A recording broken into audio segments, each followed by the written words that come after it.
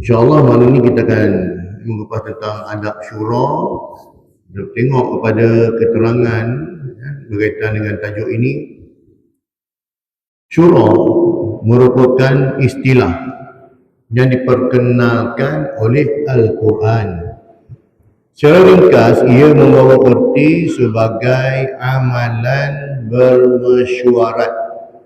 Ia merupakan satu proses komunikasi yang mengandungi perbincangan, perundingan, percambahan fikiran, pengumpulan dan pertukaran maklumat, pengumpulan fakta dan data, serta pengumpulan dan pertukaran pelbagai idea dari setiap sudut.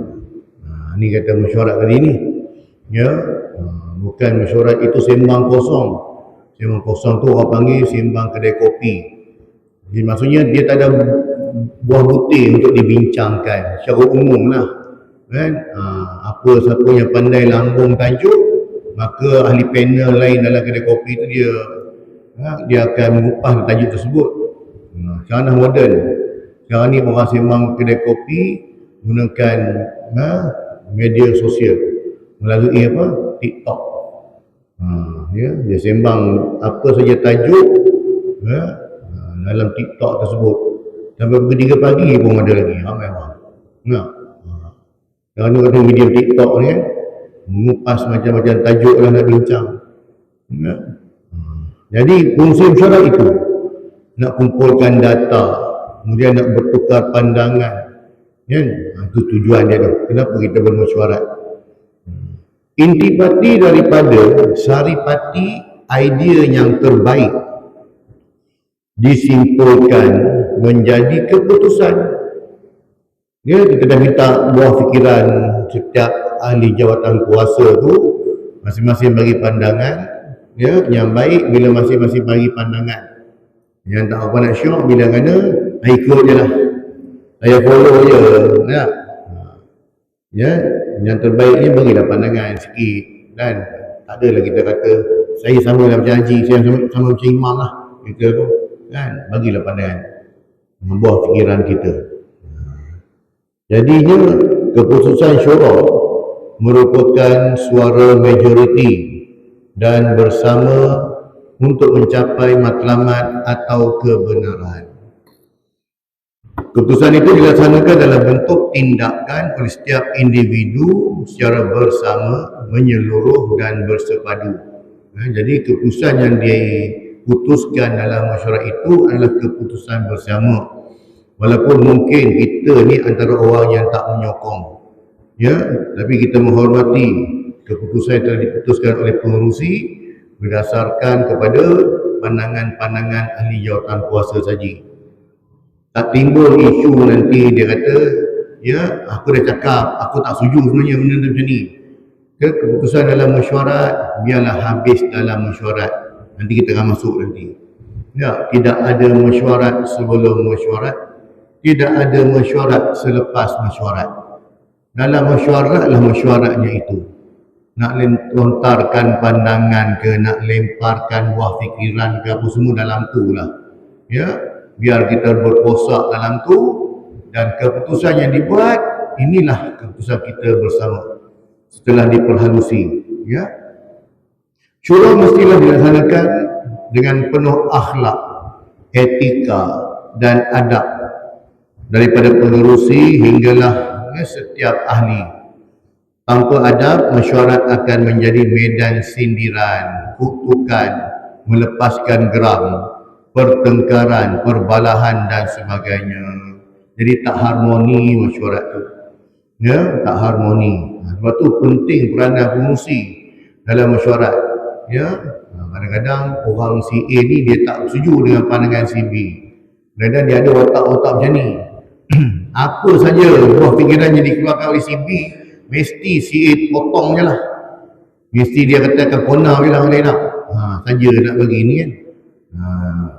Jadinya peranan pengerusi lah kat situ. Berikut adalah antara adab dan etika yang perlu dijaga dalam syura, dalam mesyuarat. Antaranya adalah yang pertamanya, ahli mesyuarat adalah melantik seorang pengurusi untuk mengendalikan mesyuarat. Ya. Jangan cuma keluar pandangan, siapa pengurusi ni? Siapa yang kita nak chairman dan mesyuarat kita ni lah? Tak ada lah. Ya. Kena ada seorang sebab dia tukang buat keputusan. Mesyuarat adalah dikendalikan secara berfokus. Ini yang bila mana kalau mesyuarat tak berfokus meleret sampai pukul 6, 6.30, ya, dah masuk waktu asar dah, ya. Sebab dia tak fokus. Mari satu topik, dia kembangkan tajuk tu, kena tanya pula. Patutnya benda ni boleh wujudkan ad hoc je pun. Kan? Contoh kata nak buat ceramah Islam Miraj ni, bahagian AJK makanan. Tak payahlah bincang dalam tu, nak makan apa semua, biarlah AJK makanan putuskan. Cuma mesyuarat beritahu kita kalau boleh kita nak makan berat, adalah kuih, satu kuih pedas sikit, kuih manis sikit, air tu biar air panas lah, dah beritahu umum. Tak payahlah nak ni lah. Ni semua nak putuskan dalam tu juga, kan? Jadi benda tu tak perlu. Jadi biar fokus, ya, keluarkan satu pandangan. Okey, biro makanan ada, okey, biro makanan tolong ni lah. Apa-apa bincang dengan kursi atau tiba dalam kursi nanti kita bincang apa benda nak makan, ya. Nak makan nasi Arab ke, nak makan nasi minyak ke, nasi biryani ke, nak makan mie goreng, tengok.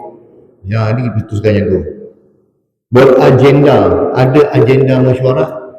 Nak cakap apa dalam mesyuarat ni tak? Ya, dan berniat untuk mencapai keredaan Allah Subhanahu Wa Taala. Itu tujuan kita untuk kebaikan organisasi yang kita pimpin. Ya. Serta mesyuarat juga hendaklah dikendalikan dalam suasana harmoni, kasih sayang dan berniat untuk mengamalkan keputusannya. Maksudnya apa telah diputuskan dalam mesyuarat kita pun praktikkan. Ya.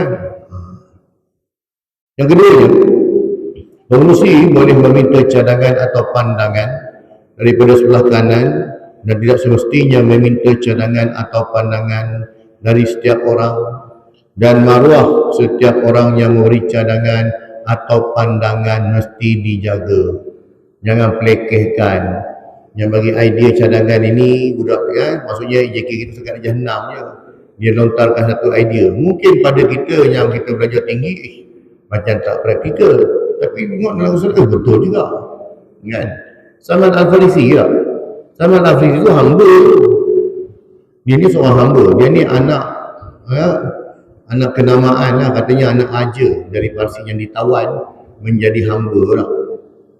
Tapi bila dia buat bagi cadangan untuk membina parit dalam perang Khandaq, tak ada pula sahabat pelekehkan dia tak? Kalau jadi hamba tak payahlah, ID hamba mana boleh pakai, kan? Tak ada. Ya, lagi benda tu beri kebaikan. Jadi kalau kita dalam mesyuarat nak mengkategorikan kau orang lah, kan? Ni macam ni latar belakang pendidikan ni. Jadi tak payah bagi AJK. Nanti AJK yang kita suka je lah, kan? Jadi kita sebab perjalanan mesyuarat ini adalah menguruskan organisasi. Jadi terimalah semua pandangan. Apabila pengurusi meminta cadangan atau pandangan daripada kita, ya, maka berilah cadangan atau pandangan dengan berwibawa dan bertanggungjawab. Jangan kita lontarkan idea tapi kita tak bertanggungjawab atas idea yang kita berikan itu, ya, ataupun idea yang kita bagi nak mengenakan orang, kan? Yang ketiga pula, ya, dalam adab bermesyuarat ni, janganlah merasakan cadangan atau pandangan kita sahaja yang terbaik lalu mendesak pengurusi dan ahli mesyuarat untuk menerimanya. Jangan mentertawakan atau memandang rendah cadangan atau pandangan orang lain, kerana setiap cadangan atau pandangan boleh mencetuskan idea yang lebih baik. Betul, dalam mesyuarat terima dulu pandangan, idea ahli jawatan kuasa nak bagi. Terima dulu, jangan terus tolak, jangan terus pelekehkan. Kumpul dulu, dan kita cuba pergi satu persatu, nilai satu persatu. Idea ni praktikal ataupun tidak. Dan mungkin idea ni praktikal tapi bukan sekarang. Mungkin sesuai untuk ayah korban nanti kot baru praktikal idea ni lah. Sekarang ni mungkin belum lagi. Tak apa kita simpan idea ni dulu, kan? Jadi kita tengok begitu tak. Tidak pelekehkan, tak ketawakan. Mentertawakan idea orang lain. Yang keempat, berilah cadangan atau pandangan dengan meletakkan kepentingan agama di hadapan dan kepentingan diri dan kepentingan dunia di belakang. Ya, hargailah dan hormatilah setiap cadangan atau pandangan daripada orang lain. Setiap orang perlu ingat bahawa cadangan atau pandangannya hanyalah mengikut hawa nafsunya sahaja. Betul tak? Sebab kita bukan Nabi. Nabi ni bagi keputusan mengikut wahyu. Kan? Pandangan cubaan ada. Berarti Nabi ah. Okey, yang keempatnya iaitu berilah cadangan atau pandangan dengan meletakkan kepentingan agama di hadapan dan kepentingan diri dan kepentingan dunia di belakang. Hargailah dan hormatilah setiap cadangan atau pandangan daripada orang lain. Setiap orang perlu ingat bahawa cadangan atau pandangannya hanyalah mengikut hawa nafsunya sahaja. Ya, sebab kita ni manusia kan. Kita memberi pandangan kadang-kadang berdasarkan pandangan kita, mungkin pengalaman kita dan juga ilmu yang kita ada. Jadi itulah idea yang diberikan. Tapi kadang-kadang bila macam Nabi, wahyu. Sebab tu bila mana Rasulullah beritahu pada para sahabat, apa-apa keputusan ini adalah wahyu Allah, maka sahabat terima terus 100%, tak bantah. Contoh dalam perjanjian Hudaibiyah, perjanjian yang dilihat berat sebelah, yang memenangkan pihak kufar, musyrikin Mekah dalam perjanjian tersebut. Sahabat semua tak setuju. Tapi bila sahabat tanya kepada Rasulullah, ya Rasulullah, adakah keputusan yang kau buat ni, perjanjian yang kita berterai ini adalah pandangan engkau ataupun wahyu daripada Allah Ta'ala? Maka Rasulullah beritahu, ini adalah wahyu Allah. Ini wahyu Allah, tengok bulat-bulat, tak ada bantah. Walaupun pada pandangan kita benda tu tak bagus, pada pandangan kita, tapi sebab dia wahyu. Tapi hari ini sebabkan kita ni bukan Nabi, maka idea kita perlu dibahas, perlu dikupas, perlu diuji dia punya penghujahan tersebut. Mungkin praktikal ke tak praktikal idea ni lah, macam tu lah. Maka jika cadangan atau pandangannya ditolak, hendaklah dia bersyukur. Dan jika cadangan atau pandangannya diterima, maka hendaklah dia beristighfar. Kerana mungkin cadangan atau pandangannya akan mendatangkan keburukan dan kemudaratan kepada agama Allah SWT. Kan? Kalau tadikan cadangan dia diterima, dia istighfar Allah. Dia bimbang-bimbang takut mungkin pada dia okey, tapi mungkin ada sebaliknya akan jadi tak. Ataupun kalau pandangan dia ditolak, maka dia dua bersyukurlah. Mungkin kalau idea aku ni dipraktikkan, dia akan bawa keburukan. Tak? Jadi maksudnya kita tetap bersangka baik pada Allah Ta'ala. Kelimanya, janganlah mengeluarkan sesuatu cadangan atau pandangan yang kita sendiri merasakan cadangan atau pandangan itu akan membawa kepada perpecahan dan perbalahan. Keputusan yang pengurusi mesyuarat putuskan adalah berdasarkan hasil buah fikiran ahli mesyuarat yang dikurniakan oleh Allah SWT dan hasil kerjasama buah fikiran semua ahli mesyuarat. Keputusan yang dibuat tidak bergantung kepada jumlah cadangan atau pandangan yang majoriti atau minoriti, tetapi jika cadangan atau pandangan majoriti itu boleh membawa kesan dan keputusan yang baik serta tidak memecah belahkan kesatuan, maka itu adalah dibenarkan. Ya, sebab itulah keputusan mesyuarat itu, di samping kita tengok yang menyokong ataupun tidak menyokong, kita juga tengok dari segi kesan. Kalau kita laksanakan idea ni, apa kesannya terhadap masyarakat kita, pada orang kampung kita, katakan. Kan? Kalau idea tu benda yang baik, maka kita laksanakanlah walaupun daripada pihak minoriti. Yang keenam, Adab yang keenam, pengerusi hendaklah memikirkan bahawa setiap cadangan atau pandangan yang diutarakan oleh ahli mesyuarat secara mendalam dan membuat keputusan dengan jujur dan ikhlas tanpa menimbulkan sebarang syak wasangka dalam kalangan ahli mesyuarat. Maksudnya pengurusi itu dia tak bias, tak bias lah kan. Ni idea pada kawan baik dia, maka dia terima, walaupun idea itu orang kata kurang praktikal berbanding dengan idea yang datang daripada orang yang dia tak apa nak setuju tu. Nah, jadilah orang yang rasional lah kan. Tengok yang ketujuhnya, mesyuarat sebelum mesyuarat adalah khianat kan. Sebelum mesyuarat dia mesyuarat dulu ya. Kita nak macam ni, kita okey, nanti aku cakap kau sokong aku, dia kata ni kau dia kau dengan ni kau, kalau dia cakap kau cuba bantah, kau potong. Dia rancang siap dah mesyuarat. Kita nak idea kita ni pengurusi terima tak, dia rancang kan. Tak ada dekat-dekat pun, seorang duduk kerja sini, seorang duduk kerja sana, seorang duduk kerja sana tak, tapi cara tu dia rancang tak, supaya nak beritahu idea dia tu dapat dipraktikkan kan. Kalau si B tu bagus, kau potong dia cakap siap kan. Jangan bagi dia cakap ya. Mesyuarat sebelum mesyuarat adalah khianat, dan mesyuarat selepas mesyuarat adalah fitnah. Dah putuskan dalam mesyuarat, dia bawa pergi kedai kopi, dia ulah balik dalam mesyuarat. Kadang-kadang mesyuarat ini dia bersifat rahsia. Contohnya biasa sifat rahsia ni bila kita melibatkan nak bagi bantuan ke orang. Ni orang susah ke tidak, ini dia ni dulu kerja tiba-tiba kena buang kerja, dulu gaji dia 10,000 dah kena buang kerja, duduk kampung tak buat apa jaga kan, jaga ayam adalah bela ayam. Jadi orang macam ni lah, itu yang dibahaskan. Kalau dalam bab-bab macam tu tak, kadang-kadang bab itu perkara yang dibincangkan melibatkan maruah orang ya. Dia pergi ulah kat kedai kopi, kau tahu tadi tapi yang ini lagi canggih kan. Ni tengah mesyuarat ni, keputusan dah keluar dah. Sebab tu dia pakai WhatsApp, dia pakai boleh hantar siap-siap. Kau tahu yang tentang tadi tu si B dia, si D tu sokong dia ni.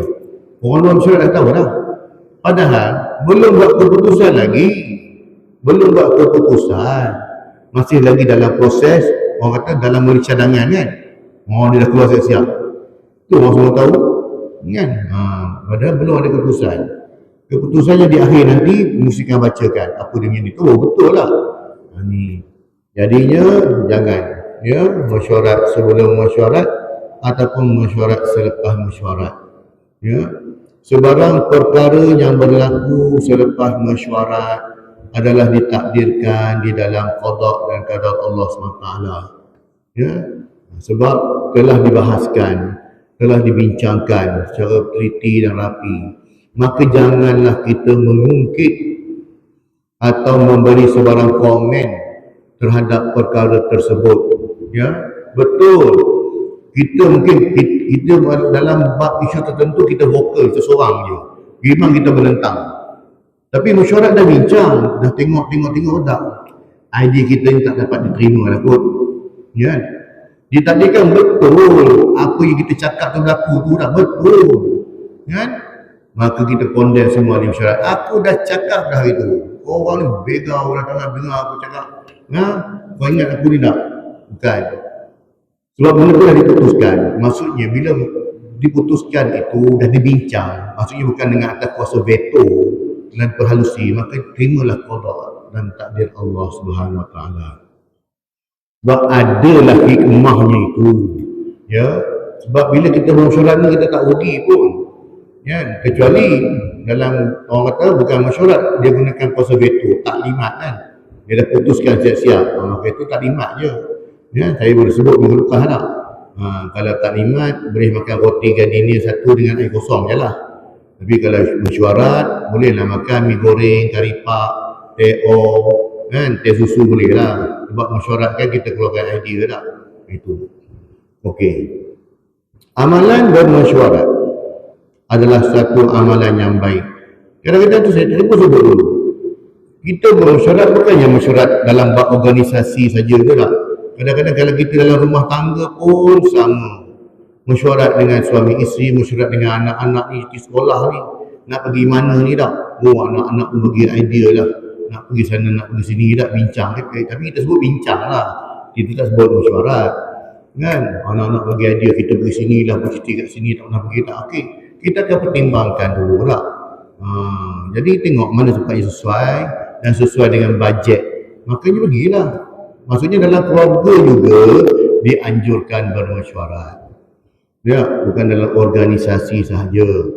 Suami isteri pun bermesyuarat. Ya, tentang barang dapur ke, tentang apa saja. Maksudnya perbincangan lah, bertukar-tukar idea. Jadi tak rugi ya, bila mana kita ni bertukar idea, berbincang dengan orang lain. Jadi amalan bermesyuarat adalah satu amalan yang baik. Adapun kebaikan dan kepentingan mesyuarat adalah yang pertamanya memberi peluang penyertaan dan penglibatan ahli yang luas dalam setiap keputusan yang diambil untuk kepentingan, kebaikan dan kebajikan semua, serta elakkan amalan diskriminasi dan berpuak-puak. Itu tujuan mesyuarat. Kita nak satukan buah fikiran. Semua orang lontarkan pandangan. Ya.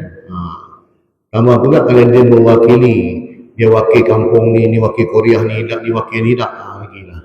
Ya. Yang kedua, kesepakatan ide ataupun idea tak, adalah lebih baik daripada berpusat kepada individu. Kalau berpusat individu, dia tak bagi mesyuarat, dia bagi ta'limat dan kumpulan kecil tertentu. Ya. Makanya sesuatu isu, cabaran, halangan dan masalah itu dapat dilihat secara menyeluruh daripada pelbagai sudut dan terperinci. Ya, contoh apa ya, dalam peristiwa perang Siffin dia antara Sayyidina Ali dengan Sayyidatina Aisyah, ya, dia kena bincang lah, ya, dan kedua-dua pihak ni dah setuju. Sayyidatina Aisyah dia mendesak Sayyidina Ali ketika itu berada di Kufah untuk membela kematian, ya, Sayyidina Osman kan. Dalam peristiwa tersebut adalah saya lah. Pembunuhan Hasan dan Husin tu. Ya? Jadi dalam tak apalah, dalam peristiwa tersebut mereka telah capai kesempatan. Makanya sebab Sayyidina Ali ingat dia sebagai khalifah ketika itu, dia mendapat desakan, ya, Sayyidina Osman lah, dia dapat desakan bila Sayyidatina Aisyah supaya dicari pembunuhnya itu, ditangkap dan semuanya.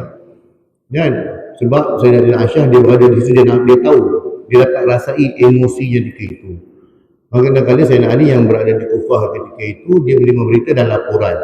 Maka dia bertindak itu atas dasar laporan dan juga apa maklumat yang dia terima. Dan ketika itu tak boleh nak kita serang berperang secara mengejut, sebab puak-puak ni Khawarij ni dia dah berkembang. Jadi kita nak kena pasti pun susah. Sebab saya sebut dah, puak Khawarij ini dia bukan kumpulan, ya, bukan dalam kumpulan macam Syiah, dia ada pengikut dia dari sendiri. Dia ada geng dia. Tapi Khawarij ni berbentuk pada ideologi. Sebab tu ada logi ni. Jadinya nak ambil tindakan tu ambil masa. Jadi Sayyidatina Aisyah tengok ini satu benda yang lambat. Kan, tu yang dia pergi ke Kufah, kan, dalam peristiwa tersebut rupanya benda ni telah diambil kesempatan oleh golongan puak-puak Syiah inilah. Kan, dia serang dua-dua pihak.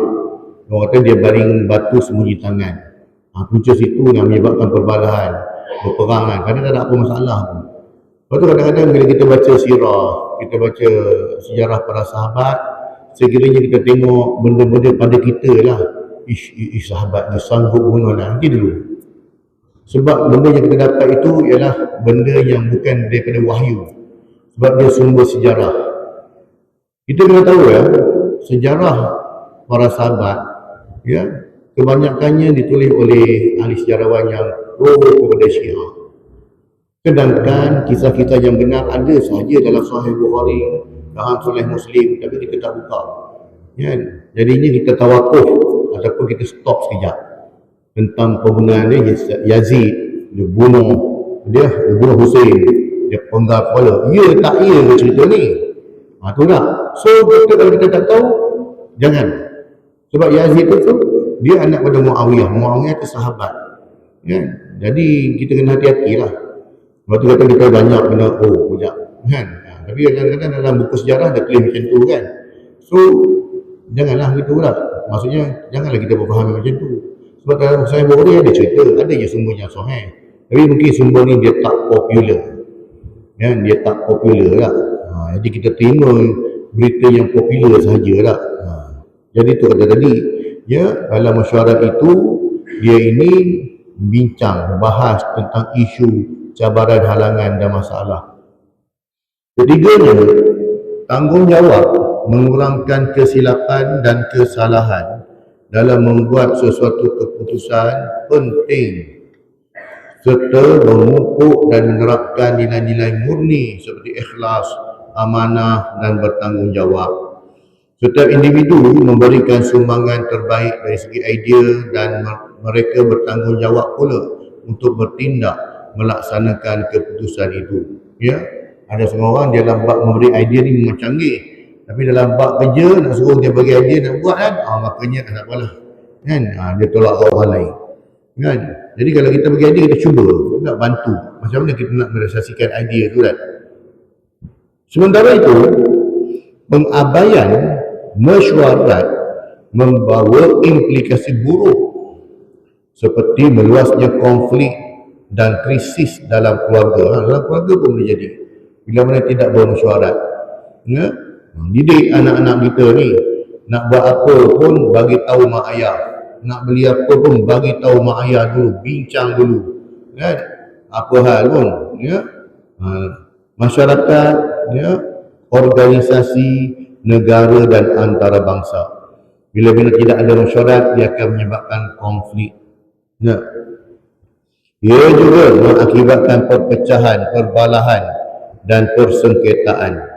Di samping itu, ia melahirkan amalan autokrasi atau nepotisme tak, yang akhirnya membawa kepada kemunduran, keseluruhan dan kehancuran kepada sesebuah organisasi.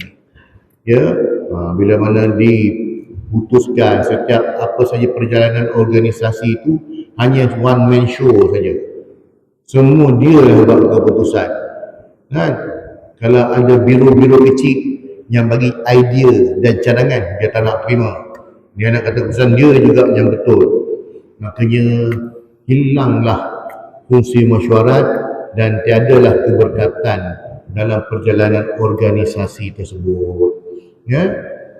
Pengajaran hadis di atas menganjurkan kepada kita supaya beradab dalam mesyuarat dengan memberi cadangan atau pandangan yang dapat memberi kebaikan kepada keputusan yang akan dibuat.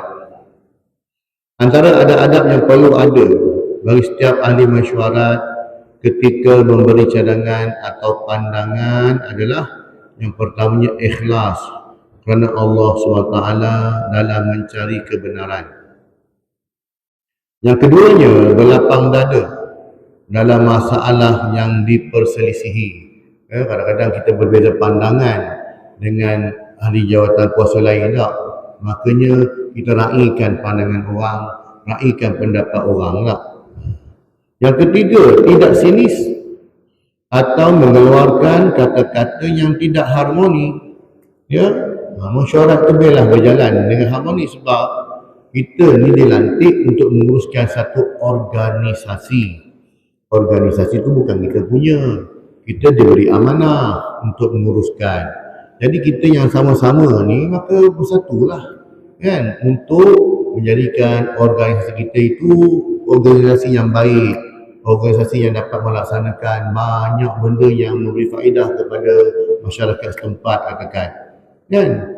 Jadi janganlah balah-balah sama ahli organisasi pun. Kena pula yang dalam ahli mesyuarat semua kan dia dapat elang. Elang pun tak ada lah, dapat makan kari pak dengan mi goreng je. Tu pun nak gaduh, nak pegang pasal, kan. Kalau dapat elang mesyuarat ribu-ribuan, okey juga lah. Ini lah dapat makan kopi lah, mi goreng tu je pun tak payahlah nak menekan leher sangat nak. Harmoni lah, tolak usul. Yang keempat, menghormati pihak yang berbeza pandangan. Ya, kalau kita berbeza pandangan, kita maklumkan. Jangan kita terus potong, jangan terus condemn. Minta maaf, saya ni kurang setuju lah dengan pandangan si A tadi tu. Sebab kalau dia buat tu, pada pandangan saya, pengalaman saya dah ada dah. Sebab dulu kita dah pernah buat dah benda ni. Jadi kesan dia macam ni lah. Jadi si A pun jawab, tu dulu dah, sekarang dah berbeza dah. Okay, kita bahaskan lah. Kita bahaskan lah. Itu kata perlukan. Bila ada dua pandangan yang berbeza, perlu dibahaskan, perlu diperhalusi. Ya? Yang kelimanya, tidak menuduh pihak yang berbeza pandangan itu dengan tuduhan yang jahat atau memberi gelaran yang buruk. Ya, ini satu lagi yang buat orang pecah belah ni, orang kata pecah hati lah, kan? Bila dia bagi pandangan, kadang-kadang diperlinya, kan?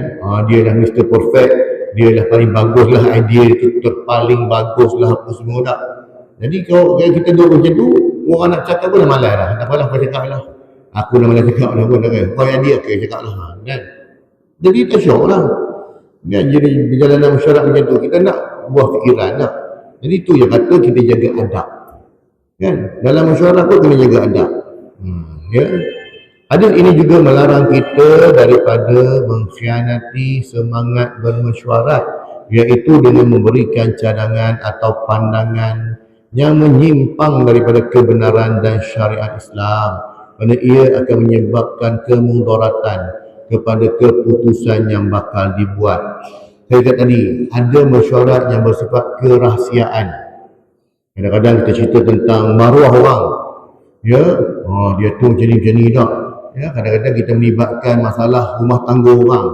Ambil tahu tak. Jadi benda-benda ni kita, kerahsiaan tu penting. Jangan nak bagi bocor-bocor rahsia ke orang, kan? Sebab kadang-kadang benda tu boleh pasti. Kan? Jadi kita berhati-hatilah. Jadi maksudnya ahli mesyuarat ini dia perlu bersifat amanah. Ada benda boleh cerita kat orang rumah, ada benda tak cerita kat orang rumah pun. Ya, sebab bersifat kerahsiaan. Ya, benda melibatkan maruah orang, melihatkan aib orang. Ya, jadi benda-benda macam ni. Kesimpulannya, yang pertama, dalam mentadbir sesebuah organisasi, amalan bermesyuarat adalah salah satu kaedah yang amat perlu dalam mencapai persetujuan bagi apa-apa keputusan yang ingin dicapai. Tidak kira organisasi itu dianggotai oleh mana-mana golongan masyarakat, baik di bandar maupun di luar bandar. Kan? Rasulullah pun bermesyuarat dengan para sahabat. Dalam peperangan pun bermesyuarat dulu. Dalam perang Badar, Rasulullah bermesyuarat bagi idea. Rasulullah kata, apa kata kalau kita ni, kita duduk di kawasan bukit, nanti kita boleh nampak musuh datang. Ni idea Rasulullah lah. Maka seorang sahabat yang berpengalaman dalam peperangan, dia tanya, ya Rasulullah, saya ada pandangan lain. Jadi kalau idea yang Rasulullah bagi tadi itu adalah wahyu, so kita ikut je lah. Tapi kalau idea itu datang tu daripada pandangan Rasulullah sendiri, saya ada cadangan lain. Apa cadangan kau? Ni kan? Apa kata kalau kita berkemah dekat dengan kawasan telaga ni? Sebab kita dapat kuasai air. Jadi bila kita dapat kuasai air, pihak musuh nak ambil air pun tak boleh. Sebab kita dah pegang lah. Okay, boleh idea yang baik. Kan? Idea yang baik boleh. Walaupun Rasulullah melontarkan pandangannya, tapi ada pandangan yang baik. Sebab Rasulullah sahabat ni dia begitu beradab. Kalau apa saja keluarga Rasul tanya dulu, ya Rasulullah, adakah ini wahyu? Kalau wahyu sahabat tak tolak, terus terima je. Sebab wahyu datang pada Allah SWT, kan? Tapi kalau ada datang pada Rasulullah, dia bagi cadangan. Kalau cadangan ni boleh tak? Macam ni tak? Yang keduanya, amalan bermesyuarat menjadikan semua keputusan yang dibuat menjadi lebih baik dan logik. Keputusan yang dibuat mengikut pandangan ramai adalah lebih baik daripada pandangan dan keputusan daripada seseorang individu dengan melakukan mesyuarat, dia akan mengukuhkan lagi keputusan yang dibuat hasil daripada pandangan orang ramai dan perbincangan yang lebih rasional. Ketiga, keperluan bermesyuarat amat penting kerana selain daripada untuk mencapai kata sepakat dalam kalangan ahli, amalan mesyuarat juga sebenarnya dapat melahirkan kualiti kerja yang baik dan sistematik. Terlalu banyak kelebihan yang akan kita perolehi dalam amalan mesyuarat ini. Kesimpulan yang keempat, perdebatan semasa mesyuarat sememangnya menjadi lumrah dalam mencapai persepakatan. Itu kata tadi, nak bertengkar, nak bergaduh dalam mesyuarat ni kata dah, kita pertahankan hujah, kita bagi hujah kita dah. Habis mesyuarat, okey settle, jangan gaduh-gaduh lagi, salam-salam baik juga. Macam main bola lah. Dalam padang bukan main gaduh lah. Luar padang habis game, salam-salam perlu-perlu dah siap habis. Kan, profesional lah. Namun apa yang lebih memuaskan hati adalah setiap keputusan yang diperolehi adalah hasil daripada persetujuan bersama. Keputusan ada seperti inilah biasanya dapat mencapai objektif dan matlamat sesebuah organisasi. Ya. Wallahu ta'ala alam. Jadi alhamdulillah kita selesai mengupas pada tajuk yang ke-42.